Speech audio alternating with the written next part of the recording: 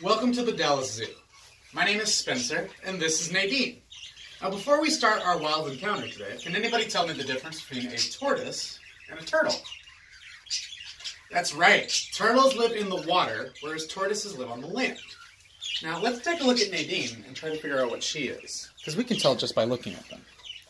If you look closely at her toes, you'll see that there is no webbing between them, but there are some long claws that point downward.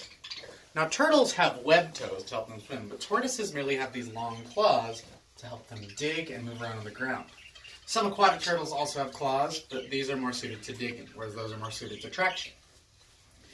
Now, Nadine is a tortoise. She's, in fact, a Russian tortoise. They're native to Russia and other parts of Central Asia. And they're a desert species of tortoise, meaning they're well adapted to live in arid and harsh environments. She can survive very high temperatures as well as very low temperatures. This is a particularly adaptable species of tortoise. Now, what's the first thing you notice about a turtle or a tortoise when you first look at them? That's right, the shell. All turtles and tortoises have this shell. It is their main line of defense against their predators. It's very hard, and it is part of their body. If you were able to look inside of it, you'd see that their spine is attached to it. And if you look on the bottom of her, I'm so sorry, Nadine, you'll see that that smooth bottom of her shell is good for moving over surfaces. And that bottom of her shell is called her plastron. The top of her shell is covered in scales called scutes. Now, because these guys are so adaptable, they make very good pets because they're relatively easy to take care of.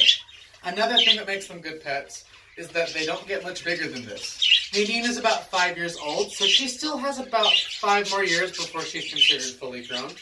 However, she won't get a whole lot bigger than this. Females get about 10 inches long. The males are a little bit smaller at 8 inches. So a relatively small species of tortoise, this one here. However, despite being common and very good pets, that is actually the biggest threat to them. They're considered vulnerable in the wild because of this pet trade. Most of the pets we see in stores are often ripped from their environment and sold directly out of the pet stores. But that doesn't mean that there's nothing we can do to help them. If they keep being ripped from their environment like that, then their population is going to continue to decline. But you can help by purchasing pets if you were to buy them from local breeders and researching them beforehand. Despite their ease of care, these are pets that have a lot of commitment because a Russian tortoise can live upwards of 40 years. As with any pet, researching them beforehand and making sure that you can make the commitment financially and just over time is super duper important. Make sure they have long, happy lives. But buying from local breeders who practice responsible breeding is another way to protect them in the wild and as well as in their home. At the Dallas Zoo, our mission is to create a better world for animals. And that requires everyone's help. And you can help too by doing simple things like talking to your friends about these issues, cleaning up your trash from your environment before you leave anywhere, and doing simple things like recycling as well as using recycled products. If we all work together, we can ensure that that mission is completed, and animals like Nadine will live in a better world.